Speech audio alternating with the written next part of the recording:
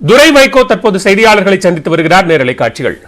இது சரி வராது என்ற அந்த அடிப்படையின் காரணமாக உச்சநீதிமன்றம் முடிவெடுத்தாதான் இதுக்கு ஒரு விடை கிடைக்குமே தவிர அது நம்ம என்னதான் நம்ம இதை ஆர்ப்பாட்டமோ போராட்டமோ ஒண்ணு நடக்க போறது கிடையாது. அடுத்து பொறுத்தவரை ஒன்றிய அரசு பொறுத்த வரைக்கும் இந்த அரசு இப்படிதான் இருக்க போகுது. 2024 ஒரு மாற்றம் ஏற்பட்டால் அப்போ அன்னைக்கு இருக்கிற அந்த ஒன்றிய அரசு சரி, அன்னைக்கு உச்சநீதிமன்றத்தில் இருக்கிற அந்த கொலிஜியம் சரி, அவங்க ஏதாவது இந்த மாதிரி அடுத்து இந்த மாதிரி வராம இருக்கிறதுக்கும் இப்படிப்பட்ட நியமனம் செய்தவர் மேற்கொண்டு அவருடைய சித்தாந்தத்தினால அவர் அந்த பதவியை வச்சுக்கிட்டு மேற்கொண்டு இந்த மாதிரி தவறுகள் அவருடைய செய்யக்கூடாது. சரி, இதுவரைக்கும் அப்படி இருந்துட்டாரு. சரி, நீதிபதி ஆனதுக்கு அப்புறம் கூட அவருடைய நிலைப்பாடு இதே போக்கு இருக்கக்கூடாதுங்கிறத அது தொடர்ந்து அப்படி அவர் செயல்பாடு இருந்துச்சுன்னா உச்சநீதிமன்றம் கண்டிப்பா நடவடிக்கை எடுக்குங்கிறது எங்களுக்கு ஒரு சின்ன ஒரு நம்பிக்கை இருக்கு.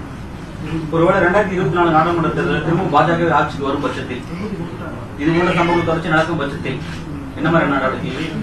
அதாவது என்னன்னா, இது இந்த மாதிரி ஒரு நியமனங்கள், இந்த மாதிரி ஒரு அநீதிகள், இந்த நியமனத்தினால நம்ம என்னென்ன சொல்றோம் ஆபத்துகள் அதெல்லாம் நடந்ததுன்னா இந்தியா என்ற நாடே, நான் எங்க சொல்லிருக்கேன் ஆரம்பத்திலேயே, யூனிட்டி அண்ட் டைவர்சிட்டின்னு சொன்னேன் நான், வேற்றுமை ஒற்றுமைன்னு சொல்றேன் நான்.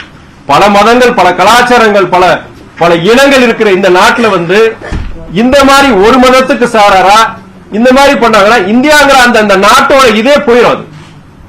அது என்னன்னா அந்த அடிப்படை இந்தியாங்கிற நாடுக்கே ஒரு கேள்விக்குறி வந்துடும். தமிழ்நாடு மட்டுமல்லாத மற்ற மாநிலங்களில் இருக்கிற உயர்நீதிமன்றங்களும் இந்த மாதிரியான நியமனங்கள்லாம் இருக்கு. அதை பத்தி நீங்க என்ன நினைக்கிறீங்க? அதாவது அரசியல் சார்ந்த நியமனங்கள் பத்தி சொல்றீங்க நீங்க. அதுதான் ஏற்கனவே ஒருத்தர் கேள்வி கேட்டிருந்தாரு.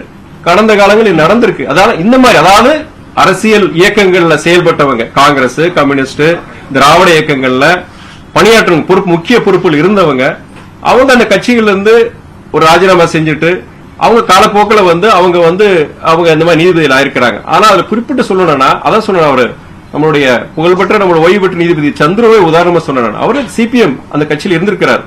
ஆனா அவர் ஓய்வு அந்த கட்சியை விட்டு கிட்டத்தட்ட 20 வருஷம் கழிச்சுதான் அந்த நீதிபதி ஆறாரு.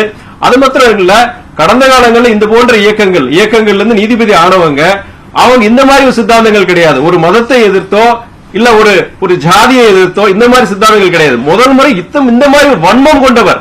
இப்படி மதிமுக தலைமை நிலைய செயலாளர் துரை வைகோ செய்தியாளர்களை சந்தித்த நேரலை காட்சிகளை பார்த்தோம். உச்சநீதிமன்ற நீதிபதிகள் நியமன விவகாரத்தில் கொலிஜியம் மற்றும் மத்திய அரசுக்கு உடனான மோதல் போக்கு குறித்து பல்வேறு கருத்துக்களை துரை வைகோ தெரிவித்திருக்கிறார். இது தொடர்பான விவரங்களை பின்னர் வரும் தொகுப்புகளில் பார்க்கலாம்.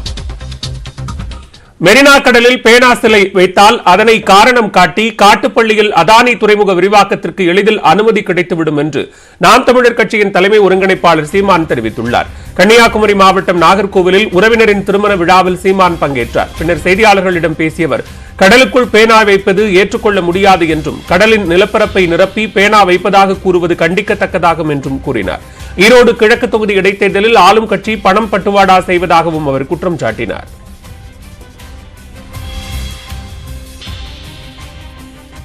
வைப்பேன் அப்படிங்கறதெல்லாம் அது அதிகம். அதுக்கு எது காரணமா இருக்குன்னா, காட்டுப்பள்ளியில அதானி துறைமுகத்துக்கு 6111 ஏக்கரை விரிவாக்கத்துக்கு எடுத்துக்கொள்ளலாம் கையெழுத்திட்ட பேனா இந்த பேனா தான்.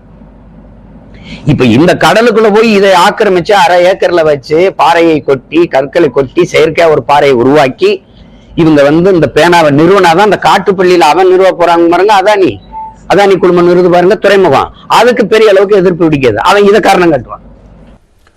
மேலும் பல்வேறு அண்மை செய்திகளுக்கு தொடர்ந்து இணைந்திருங்கள். இது நியூஸ் 18 தமிழ்நாடு.